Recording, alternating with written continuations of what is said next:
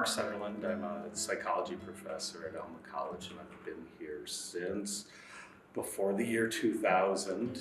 Time flies. If I can look back now, I can see sort of this through line of belongingness and choosing our social situations as being a really kind of important area of research that I've pursued my entire career. One of the things that I really do like about our psychology program is that we really are focused on giving up solid foundations in the science of human behavior.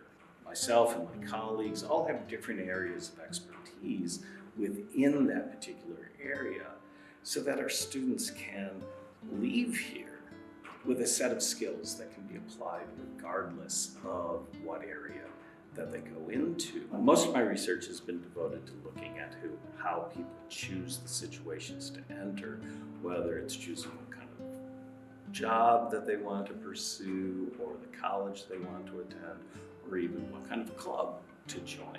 And Alma College, I think, really gives students an opportunity to find those different groups because of just the variety of who we see on campus.